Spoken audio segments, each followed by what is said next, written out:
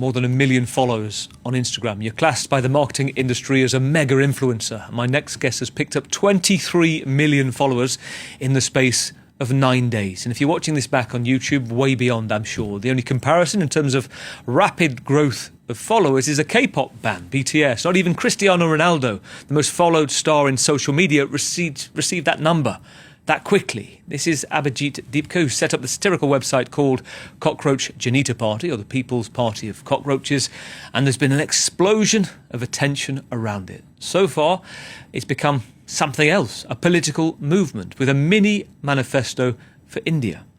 Why cockroach? An insect synonymous with resilience and disease. The choice of name is to do with comments made by India's Chief Justice of the Supreme Court, Surya Kant, at a Supreme Court hearing, when, in his words, he was criticising young people with fake and bogus degrees who sneak into significant professions. This is what he said.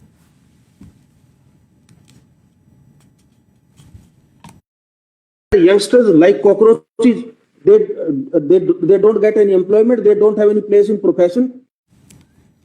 Now, he carried on saying that some of them become media, some of them become social media, or RTI, which are Freedom of Information activists, and start attacking everyone. Now, to get to the root of the fruit of this story, to explain the sudden growth, to tell us why we now can't seem to access the website, his X account too has been blocked from view in India, and we've had problems with its Instagram too. But Abhijit joins us now. Welcome to France 24, Abhijit. Great to have you on the programme tonight. Thank you, Gavin. It's an honour to be here. The original story of the Cockroach Party and these comments we've just listened to, take us back 10 days. From your perspective, what happened and why did you set it up? So it's an accidental party. We did not intend to start something like this. It was just born out of satire.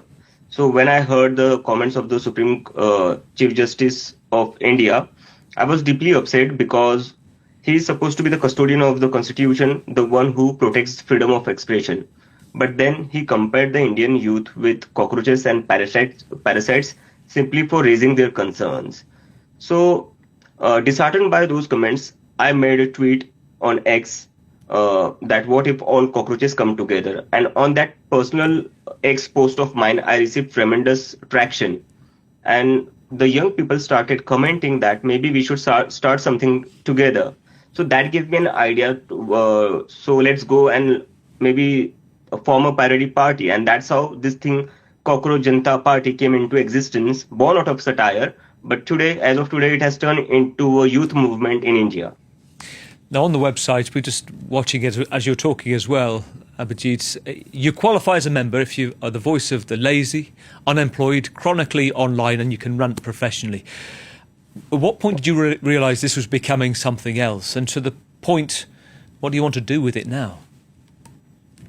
So after a couple of hours after making a post on the X, I realized that I received some 5,000 signups on the form that I created just for the sake of it, just to make it seem professional.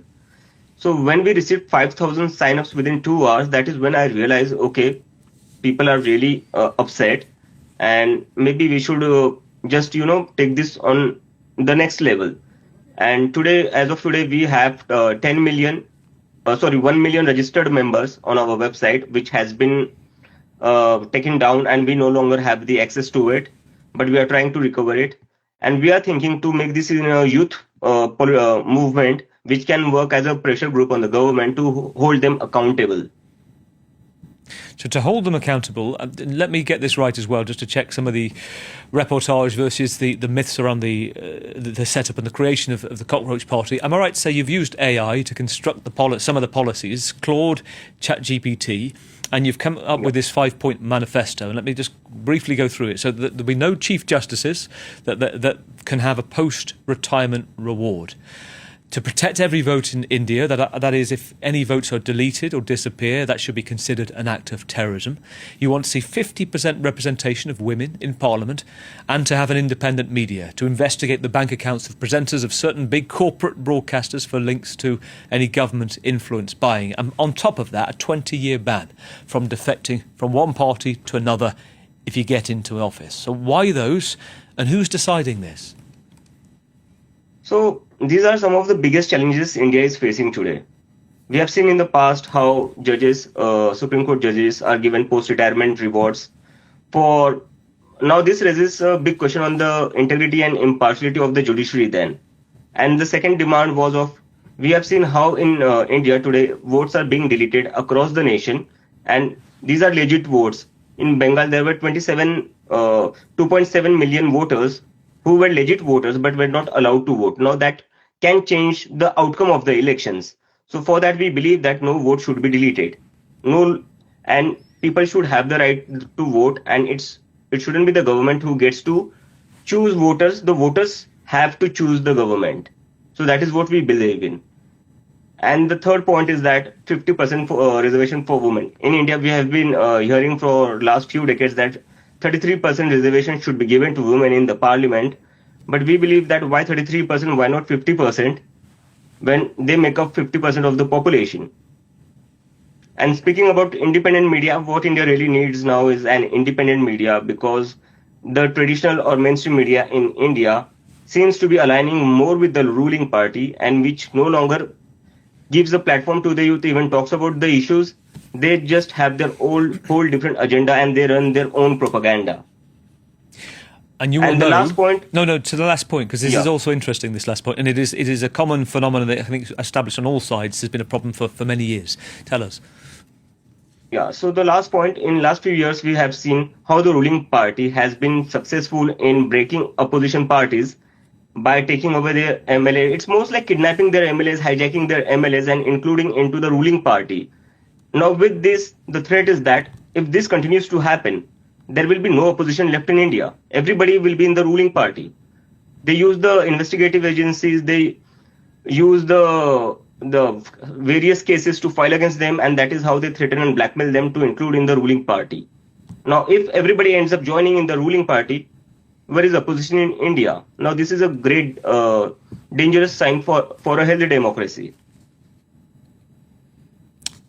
One thing that you will be aware of, I was just thinking actually, there is a well-known established saying, isn't there, which is Aya Ram Gaya Ram, which is basically the coming and going, the switching of sides which you want to stop, which is a salient point. Critics, government, supporters suggest there are many bots on this account, that not many are in India, and the fact that you've once worked for the opposition party, the AAP, the Ordinary People's Party, their take is this is a Trojan horse for the opposition. What do you say? So first of all, I would like to debunk the claim that these are bots or these are the audience is not from India. Yesterday, Union Minister Kiran Rijiju made a claim that most of the followers on this account are from the Pakistan or from the US, to which I shared the screen recording of our audience demographic, and in that it was shown, it was quite evident that 94% of our followers are from India. So those are all false claims. 94% of the audience on Cockroach Janata Party's Instagram is from India. We have already debunked that false claim.